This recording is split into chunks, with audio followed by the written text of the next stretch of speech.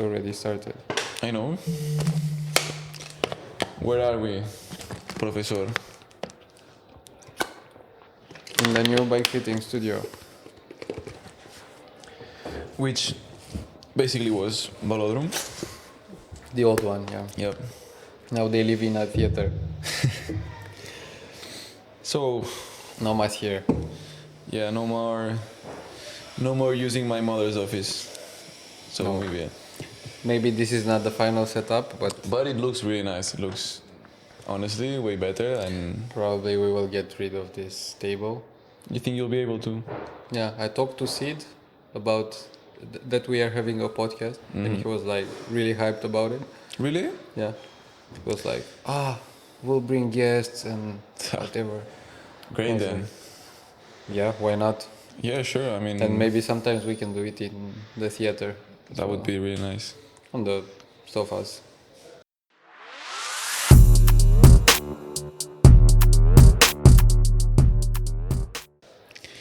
So after 12, 13 episodes and just our family and friends following us, we finally got a spot. 10 views. Yes, it's paying off. Yes.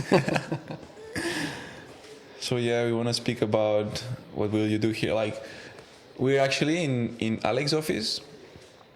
I'm just taking advantage of you paying a rent.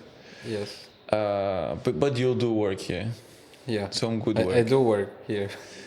And what are your services? What do you do for a living aside from being a coach?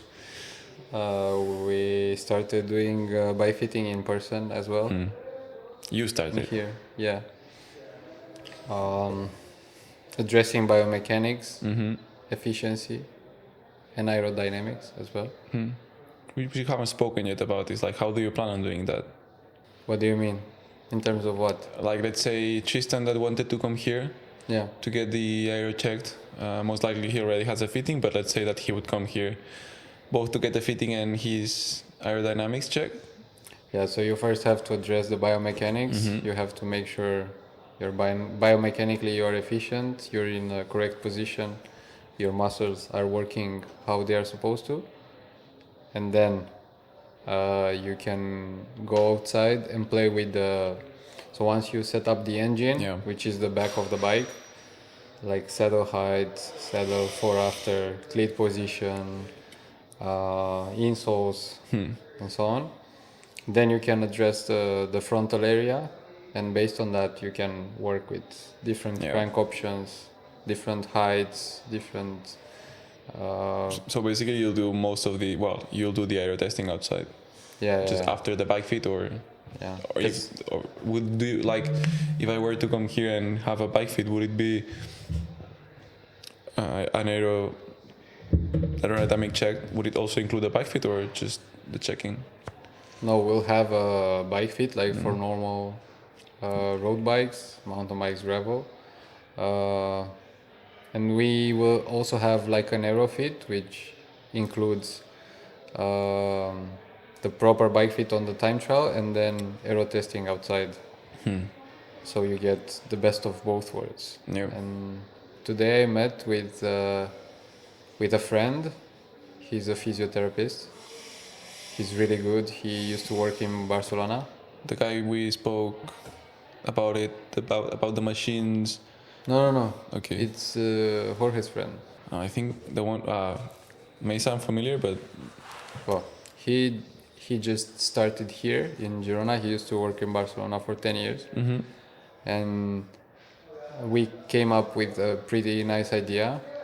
Like, he's a specialist in physiotherapy and addressing like the anatomical part of the body and how that works and what are your limitations. Let's say hip mobility or leg length discrepancy, or you name it, scoliosis, and how and I understand the biomechanics on the bike, so we combine those into a single service. So he will help with the pre-fit assessment, and he will do like a really in-depth understanding on what are your limitations, and based on that we will do I can do the fit more efficiently.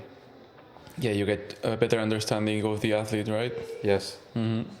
Like, That's really nice. yeah, because sometimes it's hard to see in a bike fit studio a leg length Yeah. discrepancy of 3 millimeters, Yeah. Not the tools won't tell you, right? or even if there's like a different leg length Hmm. between the two legs, it can only be the femur or the fibula, and that also affects on how you pedal. I don't know. Seems too specific for me, but Well, nice. with No, one leg, maybe the saddle feels yeah. too low, but with the other one feels just right, or even too low or too high. How common would you say this is? Well, Like for regular cyclists, like 5,000 kilometers per year. most of the people have some leg length discrepancy, but it's usually within 5 millimeters, and that's okay. Vale. But most of the people have different problems in their body, and they think they have a leg length discrepancy, and they use shims, which probably it's not what you're supposed to do. For example, if you have scoliosis, just like I do, you don't stay straight on the bike. You stay like with one hip higher than the Yeah. other. So that could mean if you measure, it might look like, yeah, your left leg is longer, but Yeah. actually it's not. You're just not straight on the saddle, or your body just adopted a new position because of that to compensate. One of the bike fitters I used to go, he would always tell me the same, that he had like a hanger of all the spacers that people was coming to him with, and he was just keeping them there.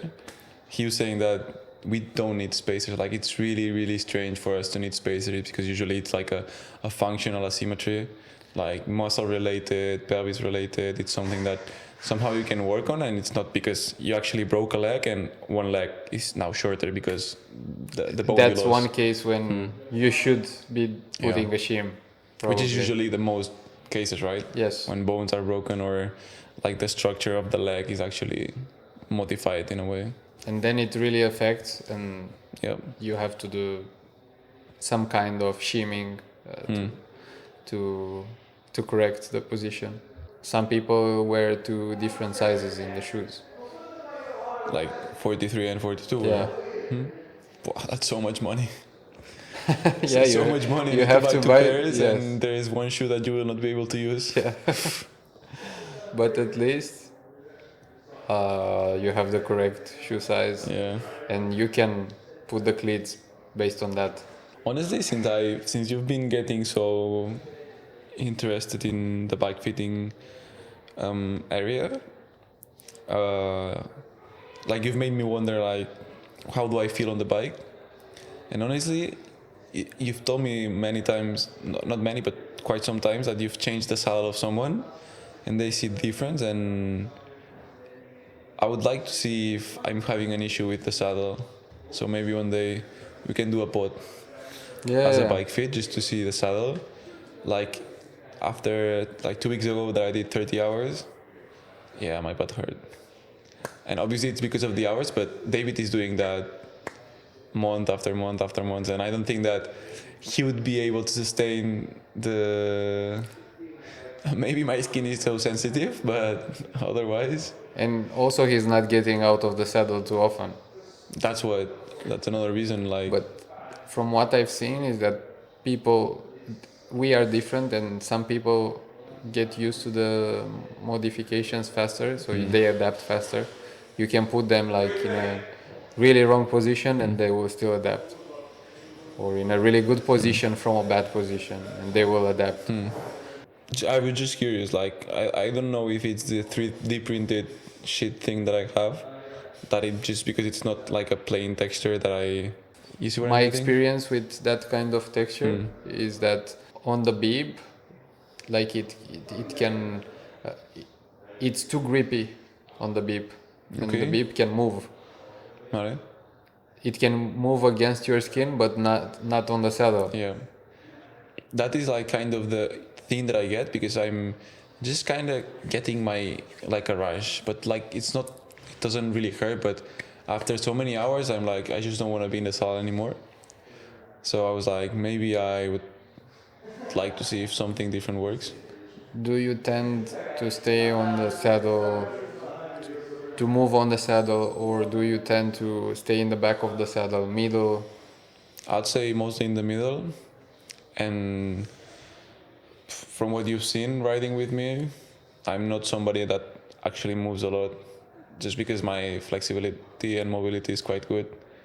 From the middle, I can stay really low, and on a climb I'm just chill. I don't feel, definitely I'm not in the back of the saddle, and very rarely I'll get to the front of the saddle. So you mostly stay on the back of the. I was just looking at your saddle. No, just in the middle, not. In the middle. Yeah. Okay. It's a physique. Arione, no, Antares. Yes. Antares or But it's a physique. yeah, is this one? Yes, I think it is. Yeah, this is more of a T Show shape. us. Of a Titi. Of a T shaped. Ah, yes. So this is like a T. Yeah, it's really long on the. Yeah. On the Usually front. the T shaped are really long and flat if you look from the profile. You've already told me that that Yeah. you couldn't use my saddle because it's too flat and you need something, or was it the other way around? It depends. And this one is like a V. You can see it's like so obvious. And it's also a bit curved. So, Yeah. for example, on this type of saddle, it's designed to stay here, Yeah. not where it's the widest, at its widest point. Yeah. So, staying here, it's also obvious because of the curve. So, the more you try to go on the back of the saddle, the more you will slip back into the position. I see. So, if you are a T-shaped type of rider, and you're always trying to go here, it will not happen. You will end up here. Then that's how I feel. Like I barely, like when I see you, for example, or Jorge, that I barely see the end of the saddle. Like there's very little space. Okay. When I like try to more or less, because I cannot see my back, position myself in the same position, like I feel like I always have this kind of space left of my Yeah. saddle. So probably you can try a V shape. We can see, like it's hard to tell, but I don't know if it's the texture. It could be both, or The thing is just that I kind of feel like since I've been on the Enve that I've never like went a week without having any kind of then that's not normal. okay. It's like it's been really common for me. That's why when 2 or 3 weeks ago we were discussing about whether using chamois cream or just going without. So like if I forget computer. one day, I'll not get a full rash. I don't think about forgetting it. Like we were speaking with Jorge about we've gotten so used to riding, right? That you when you get ready, you Yeah. think about all the things you need Yeah, for yeah. the. And I was it yesterday that was meeting with a friend, and I put the chamois cream, and I was like, "Hostia, I'm going out with shorts. I don't need this cream." And Maybe I I'm- showered myself, and I was like. So yeah, imagine how it's in my brain, but because I didn't used to use it with my other two bikes, and it was like a regular texture. So, but just because it went away, sometimes when I do especially long weeks, it kind of comes back, but it's not something that's, I don't know, I would say it's kind of usual, but not really usual. If it's pain, usually is the position. If it's not the position, is the shape of the saddle. Okay. But if it's a rash or pressure in the soft tissue, it's either the saddle shape or the saddle itself, or the texture of the saddle. So maybe you need something more, because you get the same, like every saddle manufacturer, they have more or less two type of saddles, but along the entire range they have like more padding, less Okay. padding, because like it depends on your weight, Yeah. on the type of ride you do. If you do gravel, if you do 20 hours, 10 Yeah. hours. If you are, if you have more weight, if you have less weight, everything Yeah, yeah. Honestly, comes together. I just it was the saddle that came with the bike. Well, it's a really Didn't really, expensive one, but but didn't really pay any kind of attention to the saddle that I was getting. usually because like if you have a good position, the saddle will feel kind of comfortable. Like 7 out of 10 problems, it's not the saddle. But having like a rash, it's usually the texture or the bib. It was the same beep and the part of the beep that I've been Yeah. using for years. Yeah. So yeah, we can look into it at some point. But yeah, I don't know. I was about to ask you something, which I forgot. It's worth trying another saddle. But, Yes. but every time you change the saddle, you have to address the entire position. Because, like, if you change the saddle, you might have to raise 1 centimeter Yeah. or go down 1 centimeter, Well, which same is huge. as we did with the TT Yeah. when changing from the one that I have right now. But it's a bit of the same with food. Like usually people think that they can go and perform without food on the bike, but then when you see your performance with food, you are really like, wow, I was losing a lot. And I was thinking maybe I have the same issue with the saddle. I kind of feel like I'm doing good with this saddle, but if I can find a saddle that I can really say I don't have any issue with it, then I'll see the difference and what I was losing before. Usually, if you get the correct saddle and position and you stay on it, it's like you're not noticing anything. I noticed the saddle. No, you should not be noticing it. Like I can do 4 hours and Yeah, not me though. I'm not noticing it unless I get really sweaty or something. And No. It happens from January to December. no. Then we'll get the bike fit. Yeah, or at least try a different saddle. Maybe that's the one that fits you, which could be, but just with different texture, right? just a normal version. But we have here all sorts of saddles we can try. How did you find them? Did you just buy a bunch or? Yeah, I just like the shape Okay. of them, and they have like really big hole, Yeah. which helps with pressure relief. The new models, the Flight, the SLR Boost, and the Novus that you have there, that's more or less for women because it's a bit wider. But we have in different sizes, so you can try all of them. Like the size is really dependent on your hip angle, and Hip angle in the bike. yeah, Okay. because for example, on a bike, you might need 143, and on another you might need 130, just because it's more aggressive. Yeah. Just like on the TT, you already know you are staying on Yeah. And the on a last 5 centimeter type of saddle. Huh. So maybe I have more watts in store because of the position. Well, it's hard to tell. For me, it's just missing this. Like I cannot go out without worrying about like some comfort. That should not be the case. Okay. And have you done any bike fitting here already? Yeah, we did quite a few actually. Really? Yeah. Okay.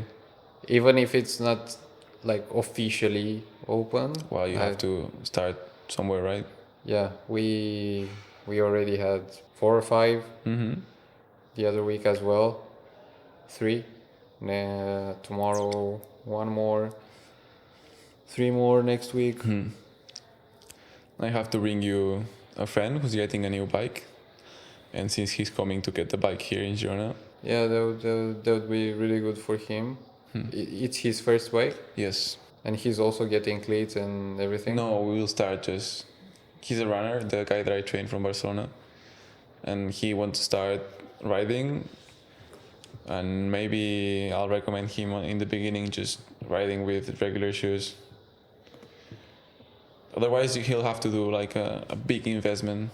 Okay. So like the bike first, maybe Yeah. some clothes, and then you'll get like shoes. Yeah.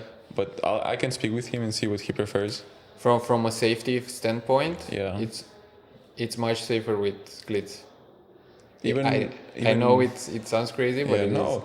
Honest- Imagine going on a speed bump or Yeah, on yeah, a descent. I have to descend from Montjuic without cleats and it doesn't feel good. No, you just if you Yeah, yeah. slip one of the legs, But also you could the crash. pedals are different if you go with. Yeah, But yeah, maybe and now Decathlon have really decent price shoes, yeah, or you can get some from yeah. We can order a lake. Lake.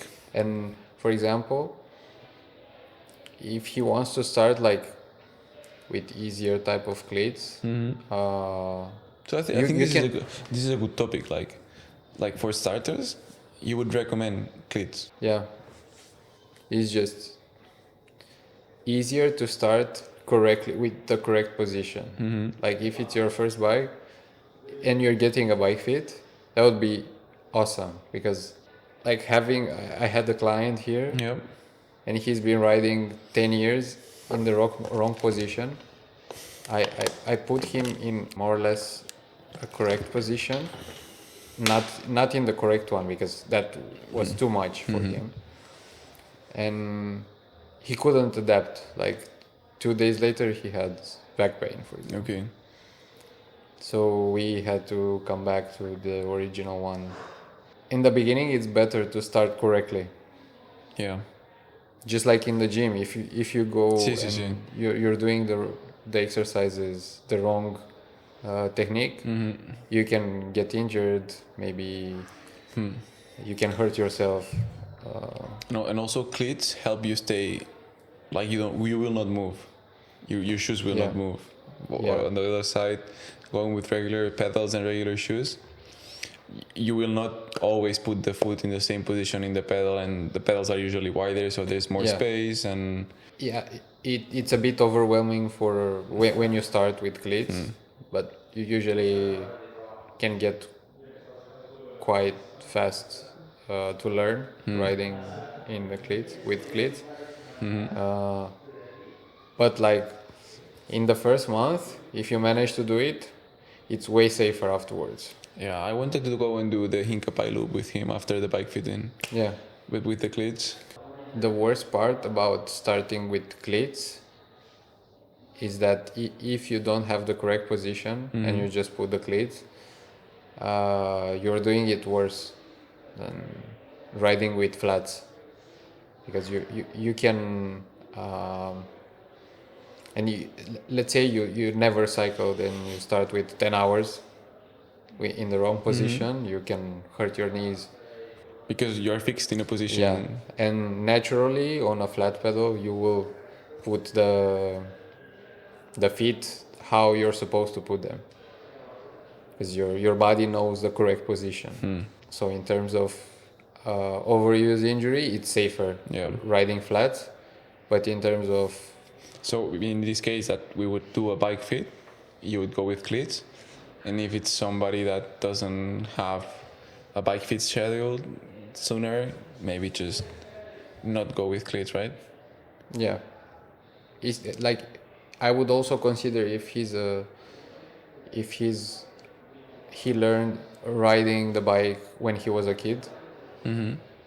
That's also important because you have some skills that you don't develop. You only develop as a kid when you start riding the bike. So for those guys, it's way easier to start with cleats. Okay. But for someone who learned at 20 years old, it's harder. I see. So I would consider this as well. I don't know. I told him like you're gonna crash. You're gonna forget to remove the cleats at some traffic light, and you'll just see yourself falling like a pancake or like a bread loaf. But you have easy release pedals. Yeah, I have. Well, I was thinking of giving him the. I have a pair of Lukeo. We can just like make them really Yeah. loose. All my pedals are the minimum. Okay. Actually. And also is like the cleat move. But The float. I like feeling like attached to the pedal. I don't know how to say it. Like zero float. No, with float. But what you said that you have them at the minimum. Yeah. I like to be closer to The other end. the other end. Yeah. I don't know, That just preference. is just yeah. I think it's because of the watt difference, but I would say it's preference. Yeah, maybe it's also because of the background and But since I think I just started on the off-road on the mountain bike leads, it's always faster to Yeah, you were riding disengage. mountain bike cleats when we met. Yeah, and but not the ones with multiple release. I don't know, but you were not wearing road grips. Yeah, I had the mountain bike ones. Okay. Those were my shoes. I never saw you changing, and one day I realized that you were no longer using them. I was like, I don't know, things he does. Like if you don't race, it doesn't really make a No, difference. it's obviously not. But it makes in terms of fit, like it's way easier to adjust a road cleat. Okay, why? It has more adjustment, left to right, for after, and also you can put shims. And Yeah. like in mountain bike, you can also put, but it's a bit trickier. You cannot outsource the cleats that easy. What And else? The The shoes. shoes. You have better shoe selection Yeah. for road. So I will see. I'll speak with him, see what he thinks. But knowing that you would recommend going with cleats. It's just easier if you're just Yeah. starting. Everything it's gonna be new. Yeah. So one extra thing it's not gonna matter that much. Well, it's just also the fear of I have a new bike, I don't want to scratch it, I don't want to crash, which we all have. Even you and I, if we get a new bike, Yeah. like the first time that we leave it in a stone wall, we'll be like pixel perfect. Yeah, it doesn't exactly. touch any, and then. But Once you get the first scratch, yeah, the rest don't matter. yes, está. I was thinking today when I was cleaning the free hub, which I thought I had dirt in it, because when I removed everything there was like things in between, which I hope they were the reason why it was making noise. I realized the amount of scratches I have from chain drops, and I was like, I have a new wheel set. Most likely now I'll get a new saddle at some point. Then I need to get either a new frame or just I paint it. But the scratches, I guess, they will still be there. If I remove the paint and I end up going with raw carbon, as I was telling you, do you think like the scratches will go or will they stay? Well, it's gonna be a new paint job. They will not be there anymore.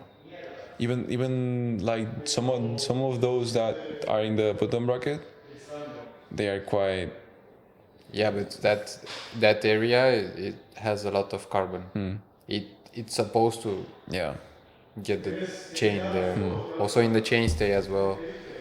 Like the manufacturer think about the Yeah, no, these things. because with the chain smashes on speed bumps and everything, just But imagine. for example, in my road bike, because I have Shimano and the Shimano has like a Yeah. really light clutch, and I have a big chain ring as well.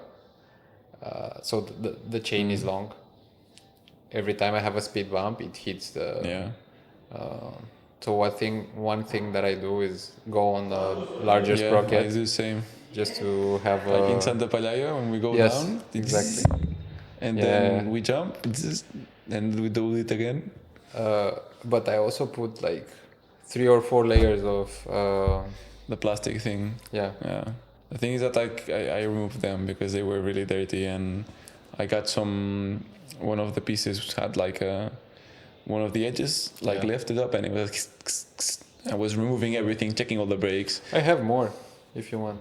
We can. And now that I know I how have to like change 3 everything, meters, it's really nice. I'm not gonna lie. not pay.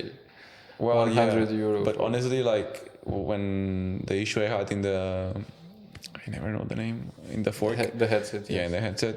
Like you need to have a lot of experience, and that's why Yeah. I told you like I need to give it to Dietrich, and he was like, "Yeah, your fork is too long," and I'm like, "Come on." It was like it's like 1 millimeter long, so that the cap is not actually Not pressing pressing everything. enough. So that's why it doesn't matter how much you do it, it will never be fine. So I cut it, and that was fine. And I grabbed the bike and I checked it was fine. And but yeah, next thing would be to change bearings of the bottom bracket, which I think they should be easier to do, and then the fork ones, because I will need to cut the cables Yeah. most likely, For and the I don't bearings, feel for sure. For the headset ones. I don't feel For the bottom bracket, I think it's threaded, right? For you. You always ask me this question, and you are the one who answers it. I think it's threaded, yes. Threaded would mean that. Inside the frame, there's like a thread, and you come with the bottom bracket, and you just screw the left part and the right part. I don't know. And How if can- it's how if it's can I know press that? fit, you will have two bearings that you put both ends, and then you have like a press. The brand is Black Bearing, I think. If Yeah, that but helps. No. No. Okay. And then with the press, you basically press Okay. the bearings inside the frame, so you're just pushing them inside. Okay. Okay. And to release them, you need like an extractor that goes inside, expands, and Okay. So maybe it's not something I can do at home. no, Okay. So then it's a job. because if it's like that, you need to like a hammer and a Okay. soft hammer, Yeah. I imagine. so you can, and you need another person to hold the frame so it doesn't break. I took a picture. But most of the, yeah, I think it's threaded based on the shell outside, because it has like a rotation. Yeah. And is this better, or is just simply a way of From my mounting point of them? view, it's not better, it's worse, Because but it's of easier the- to service it. But in terms of rolling, it's worse. Yes, because like imagine you're trying to spin something and you have two holes on the left and on the right. Yeah. And if this circle is not perfect and this one is not perfect and they are not aligned perfectly Yes. in every axis, like this left to right, Yes. this and this, Yes. they will not spin. Yes. I see.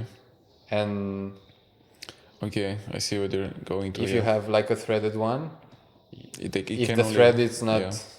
perfect, and usually it's not, that's why they put threaded, it will not spin freely. With the press fit, you have to do the frame in certain a margin of error, so it's cheaper to do with Yeah. a threaded, because you don't have to Yeah. make sure your bottom bracket frame is like perfect. Yeah. And there are people who came up with really good solution, which is like a mix in between. So you have like a press fit that also threads inside, and that makes sure, even though your bottom bracket might not be perfect, but the spindle, the bottom bracket inside that holds the spindle, that's perfectly aligned. Like if you buy a Praxis or a Hambini bottom bracket, those are like straight. Yeah. Even though maybe your frame is not perfect, the bottom bracket will Yeah. correct it. So it's not about having ceramic Yeah. bearings and whatever. If you have like a perfect bottom bracket Yeah. and you put a coin on the crank, it will spin. I It's wouldn't like a say- normal €1 coin, Yeah. and you put it on it will spin. Barely has any friction, right? Yeah. That's watts there. Yeah. Either losing or gaining watts. Or maybe not that much as people think, but What do you think about the Giro? Let's talk about Don Isaac. I think he's like going for it. Yeah, hopefully. I think he deserves it as well. Well, Carapaz has also made enough work to deserve it as well. And I would say even But he already has a Giro. that's no reason for him not to get. We could say the same about Poggi Yeah. in Giro tours and all the classics. But yeah, so we had the really, really tough mountain stage in which nothing actually happened aside from like honestly like I didn't know if he didn't jump when so basically Carapaz and Dereki attacked and he didn't follow and neither did Yates, but it kind of felt odd. But I don't think they could follow. But it was also after the rest day. They still had yesterday and tomorrow of mountain stages. Yeah. So I was thinking, Yeah, but if it was you, would you stay back and not try to defend it? I would go for it. yeah, but it's hard because was it last stage, stage 20 or stage 19? Most likely yes, but it was stage 16. So you still have 5 more days to go. Yeah. And Mortirolo was coming, and that's what he did yesterday. He just went and won. So it was a bit strange, because yesterday Carapaz couldn't follow on a flat. Yeah. Obviously, well, but that's because he's really explosive. But Carapaz is also like has 5Ks, and then he goes full gas. So yeah, it got me thinking like, did they really not follow? But we'll see. Now Yates is third, Carapaz is second, and it's 20 seconds, I think. just like we always talk that we should base our training on RPE mostly. They will wake up with different lactate levels, different fat oxidation rates. Maybe he just had a better day. Yeah. It's insane how they recover. Yeah. It's really. But they are working a lot. They have an entire team. Of course. Like but still. Yeah. It doesn't matter if you have everything around you. You still need to be built different. Yeah. It's like something that it's really. Obviously, we would both also benefit, and everybody would also benefit of having physios, the best nutritionist, everybody knowing about all the things about your body, and yeah, we would all benefit. But still, not everybody would be able to do what they do. No. So And eating that much. yeah. Like yesterday, I did my best just to try to eat every calorie that I burned. I couldn't do it. I had ice cream, I had But you biscuits, did LT. I had... But more or less in numbers, how much did you burn according to I think Garmin? it was over 3,000 calories.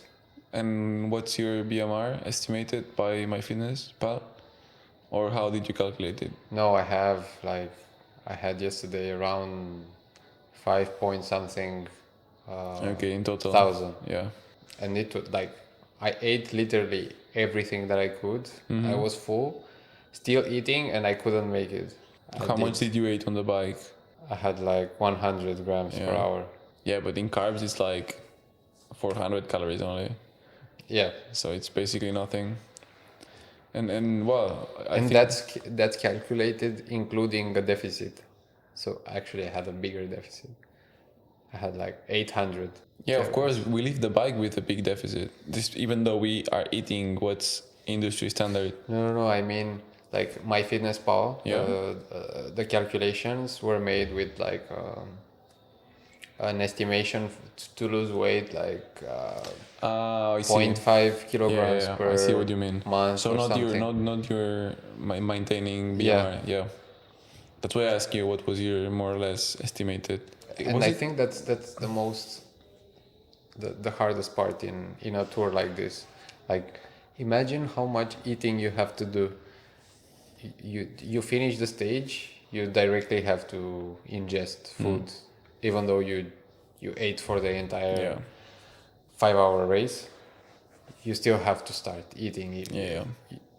I think it was the athlete food coach that posted yesterday or 2 days ago how much food did Giulio Pellizzari ate for the first climbing stage. He had like 8,000 calories eaten, and he's like this.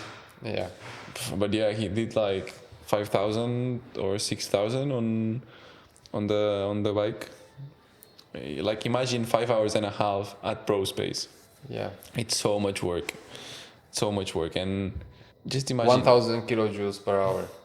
yeah, for somebody who's what 60, 65. Imagine Jonas Abrahamsen.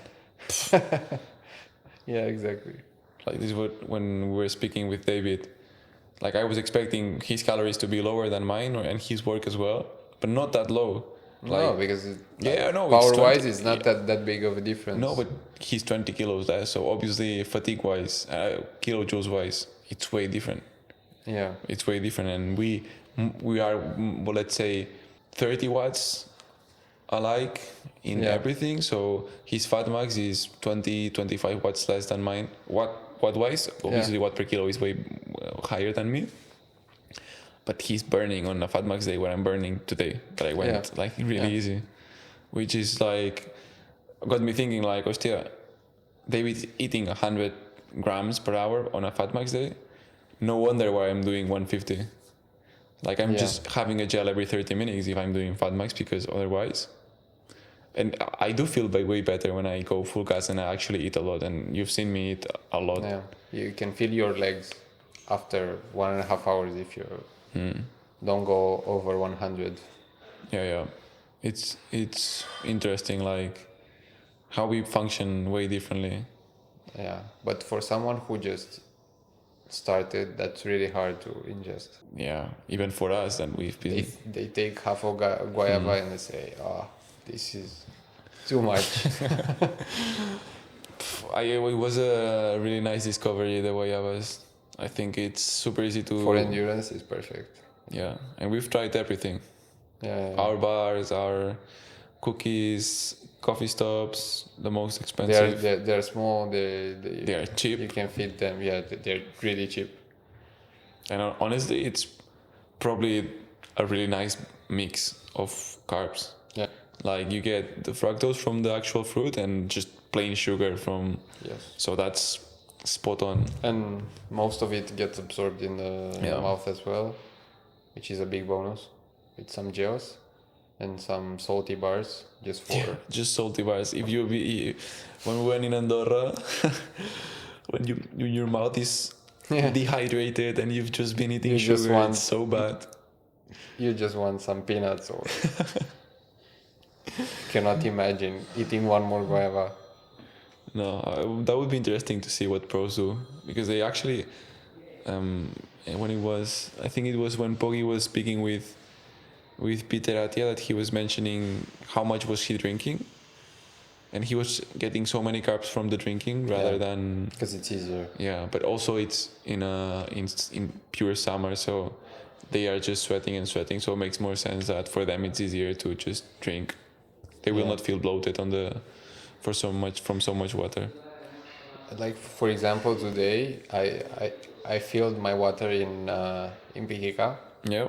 And then I did Romania from Calonge, which is like 6 kilometers, and including the climb. Yeah, the climb. I mean, it's like 6 kilometers. Yes, a bit less. And with 4, the flats, maybe it's 10. Yeah. In total. So I stopped on top of Romania. I had no water. You just keep drinking, and in Romania it's so warm. Yes, I had a 10 out of 10 heat training score today. Really? Yeah. How do you see the score? Well. In the app. I see. Yes. Let me check. I don't know. Like today, we were at 33 degrees, and I only got 3 minutes at zone 2. Like my skin. I got like 2 hours. My skin temperature is really high, but my core temperature is really low. I barely go over 38. Maybe you're more adapted. Or it was warmer when I went out. I went a bit later. I arrived home at 4. Oh, okay. So that's why I'm saying, like, but I was obviously doing less than 2 watts per kilo, so it makes sense that it's fine. But yesterday... Today it was really warm. Yeah. I was expecting... In Romania I had 38.6. So you see, my maximum skin temperature was 35, but my body temperature max was 35.1. I'm sorry, 37.9. I would be dead if it was 35. And yesterday with VO2, 38.2 as core body temperature and 34.3. I had 10 out of 10. And It's not fair. I'm not 2 hours and 30 in zone 2. according to the app. I'm not getting adapted. And I got maximum skin temperature 36.8. It's a lot. Am I adapted? What the fuck? Maybe. From doing 2 indoor But sessions. I've only hit the. So I was watching it. This session was for HIIT training. I got the boost while I was climbing. Yeah. And then because I also pushed a bit of fat max, I extended the time Yes. spent in. But like I know that it's working because I feel it. Like I feel like I'm not sweating. Today I Yeah. was barely sweating. Yeah. Like my beeps were completely black. Yeah. Usually as long as I sweat they get white. On the descents my both skin and core temperature just go slightly down. So I don't know. So yeah, muy bien. I'm really happy for you that you're in your new place.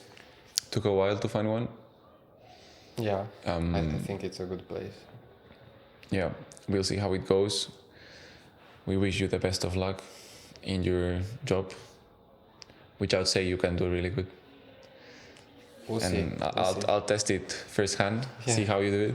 We have to we have fix already- your saddle first. Yeah, no, that tip was really nice. So yeah, like, And- subscribe. No, yeah. anything else to say? No, this is Yeah. it. Manu. And adeu as usual. Adeu.